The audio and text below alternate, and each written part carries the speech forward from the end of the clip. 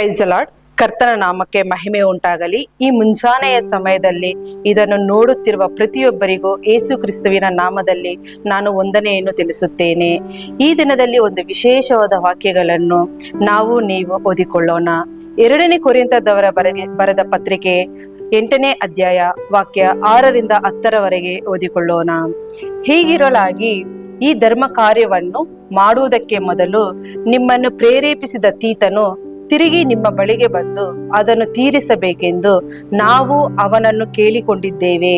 ನೀವು ದೇವರ ಮೇಲನ ನಂಬಿಕೆ, ವಾಕ್ಚಾತುರ್ಯ, ಜ್ಞಾನ, ಸಕಲ ವಿಧವಾದ ಆಸಕ್ತಿ, ನಿಮ್ಮ ಪ್ರೇರಣೆಯಿಂದ ನಿಮ್ಮಲ್ಲಿ ಹುಟ್ಟಿದ ಪ್ರೀತಿ, ಇವೇ ಮೊದಲಾದ ಎಲ್ಲಾ ವಿಷಯಗಳಲ್ಲಿ ಹೇಗೆ ಸಮೃದ್ಧರಾಗಿದ್ದೀರೋ ಹಾಗೆಯೇ ಈ ಧರ್ಮ ಕಾರ್ಯಗಳಲ್ಲಿಯೂ ಸಮೃದ್ಧರಾಗಿರಿ. ಇದನ್ನು ಆಜ್ಞಾಪರೂಪವಾಗಿ ಹೇಳದೆ ಇತರರ ಆಸಕ್ತಿಯನ್ನು ತೋರಿಸಿಕೊಟ್ಟು ನಿಮ್ಮ ಪ್ರೀತಿಯು ಯಥಾರ್ಥವಾದದ್ದೆಂಬುದನ್ನು ಪರೀಕ್ಷೆಯಿಂದ ತಿಳಿದುಕೊಳ್ಳಬೇಕೆಂದು ಹೇಳುತ್ತೇನೆ. ನಮ್ಮ ಕರ್ತನಾದ ಯೇಸು ಕ್ರಿಸ್ತನ ಕೃಪೆಯು ನಿಮಗೆ ಗೊತ್ತಾಗಿದೆಯಲ್ಲ. ಆತನು ಐಶ್ವರ್ಯವಂತನಾಗಿದ್ದು ತಾನು ಬಡತನದಲ್ಲಿ ಸೇರುವುದರಿಂದ ನೀವು ಐಶ್ವರ್ಯವಂತರಾಗಬೇಕೆಂದು ನಿಮಗೋಸ್ಕರ ಬಡವನಾದನು. ಈ ಧರ್ಮ ಕಾರ್ಯಗಳನ್ನು ಕುರಿತು ನನ್ನ ಅಭಿಪ್ರಾಯವನ್ನು ತಿಳಿಸುತ್ತೇನೆ.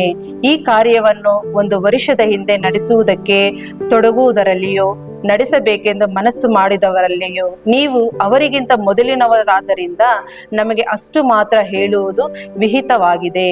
ಆಮೇನ್. ಪ್ರಾರ್ಥನೆಯನ್ನು ಮಾಡಿಕೊಳ್ಳೋಣ. ಕರ್ತನ ನಾಮಕ್ಕೆ ಮಹಿಮೆ ಉಂಟಾಗಲಿ. ನಾವೆಲ್ಲರೂ ಏಕೀಭವನದಿಂದ ಪ್ರಾರ್ಥನೆಯನ್ನು ಮಾಡಿಕೊಳ್ಳೋಣ. ಸ್ತುತಿ ಸ್ತೋತ್ರಗಳ ಮಧ್ಯದಲ್ಲಿ ವಾಸ ಮಾಡುವಂತ ನಮ್ಮ ತಂದೆಯೇ, ನಿನ್ನ ನಾಮವು ಮಹಿಮೆ ಹೊಂದಲಿ ಸ್ವಾಮಿ. ಈಗೋ ರಾಜಾದಿರಾಜನೇ, ಈ ದಿನವು ಕೊಟ್ಟಿರ್ತಕ್ಕಂಥ ಈ ಪ್ರಾರ್ಥನೆಯನ್ನು ಸ್ವಾಮಿ ಅಪ್ಪ ನೀವು ಆಶೀರ್ವದಿಸಿರ ರಾಜ. ಅಪ್ಪ ಯಾರೆಲ್ಲ ಕೇಳುತ್ತಿದ್ದಾರೋ ಸ್ವಾಮಿ, ಯಾರೆಲ್ಲ ನೋಡುತ್ತಿದ್ದಾರೋ ರಾಜ, ಆ ಪ್ರತಿಯೊಬ್ಬೊಬ್ಬರನ್ನು ನೀವು ಆಶೀರ್ವದಿಸಿರಿ ಸ್ವಾಮಿ. ಅಪ್ಪ ಈ ದಿನವು ರಾಜ ಅಪ್ಪ ದೇಶದಲ್ಲಿ ಎಲ್ಲೆಡೆ ರಾಜಾದಿರಾಜನೇ ಅಪ್ಪ ಯೇಸು ಸ್ವಾಮಿ ಬಂಜತನದಿಂದ ಇರ್ತಕ್ಕಂತಹ ಅಪ್ಪ ಪ್ರತಿಯೊಬ್ಬರಿಗೂ ರಾಜಾದಿರಾಜನೇ ಅಪ್ಪ ನೀವು ಬಂಜತನವನ್ನು ನೀಗಿಸಿರಿ ಸ್ವಾಮಿ. ಏಸಪ್ಪ ನೀ ಸ್ತೋತ್ರ ರಾಜಾದಿರಾಜನೇ. ಅಪ್ಪ ಮಕ್ಕಳಿಲ್ಲದೆ ಸ್ವಾಮಿ ಅಪ್ಪ ಹಾಸ್ಪಿಟಲ್ಗಳು, ಟ್ರೀಟ್ಮೆಂಟ್ಗಳು ಅಂತ ಅಲೆದಾಡುತ್ತಿರ್ತಕ್ಕಂತಹ ಅಪ್ಪ ಪ್ರತಿಯೊಬ್ಬೊಬ್ಬರ ಬಂಜತನವನ್ನು ನೀಗಿಸಿರಿ ಸ್ವಾಮಿ. ಅಪ್ಪ ನೀವು ನೆನೆದುಕೊಂಡರೆ ಒಂದೂ ಅಲ್ಲ ಸ್ವಾಮಿ. ನೀವು ಖಂಡಿತವಾಗಿ ಅಪ್ಪ ಯೇಸು ಸ್ವಾಮಿ ಅವರ ಗರ್ಭವನ್ನು ಮುಟ್ಟಿ ರಾಜ ನೀವು ಗರ್ಭ ಫಲವನ್ನು ಕೊಡುವ ದೇವರು ನೀವಾಗಿದ್ದೀರಾ ರಾಜ. ಅಪ್ಪ ಸತ್ಯವೇದದಲ್ಲಿ ನೀವು ಹೇಳಿದ್ದೀರಾ ಅಪ್ಪ, ವಿಮೋಚನಾ ಕಾಂಡ 23ನೇ ಅಧ್ಯಾಯ ಅಪ್ಪ 26ನೇ ವಾಕ್ಯದಲ್ಲಿ ನೀವು ಹೇಳಿದ್ದೀರಲ್ಲ ಸ್ವಾಮಿ. ಅಪ್ಪ ನಿಮ್ಮ ದೇಶದಲ್ಲಿ ಗರ್ಭಸ್ರಾವವಾಗಲಿ ಅಪ್ಪ ಯೇಸು ಸ್ವಾಮಿ ಬಂಜತನವಾಗಲಿ ಇರುವುದೇ ಇಲ್ಲ. ಅಪ್ಪ ನಿಮಗೆ ಸಂಪೂರ್ಣವಾದ ಆಯಸ್ಸನ್ನು ಕೊಡುವೆನು ಅಂತ ಹೇಳಿದ್ದೀರಲ್ಲ ರಾಜ. ಈಗೋ ರಾಜಾದಿರಾಜನೇ ಯೇಸು ಸ್ವಾಮಿ ದೇವರೇ ಅಪ್ಪ ಪ್ರತಿಯೊಬ್ಬೊಬ್ಬರ ಗರ್ಭಗಳನ್ನು ಮುಟ್ಟರಿ ಸ್ವಾಮಿ. ಅಪ್ಪ ಯಾರಿಗೂ ರಾಜ ಅಪ್ಪ ಯಾರಿಗೂ ಬಂಜತನ ಅನ್ನೋದೇ ಇರುವುದಿಲ್ಲ ಅಂತ ನೀವು ಹೇಳಿ ವಾಗ್ದಾನವನ್ನು ಮಾಡಿದ್ದೀರಾ ಸ್ವಾಮಿ. ಅಂತವರೆಲ್ಲರಿಗೂ ನೀವು ಕೊಡಿರಿ ರಾಜ.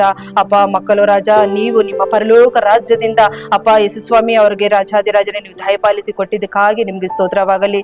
ಅಪ್ಪ ನೀವು ಆಶೀರ್ವದಿಸಿರಿ, ನಿಮ್ಮ ಮಹಿಮೆ ಪರಿಸಿರಿ ಯೇಸು ಕ್ರಿಸ್ತು ಉನ್ನತ ನಾಮದಲ್ಲಿ ನನ್ನ ತಂದೆಯೇ. ಆಮೇನ್. ಕರ್ತನು ತಾನೇ ನಿಮ್ಮನ್ನು ಆಶೀರ್ವಾದ ಮಾಡಲಿ. ಆಮೇನ್. Praise the lord.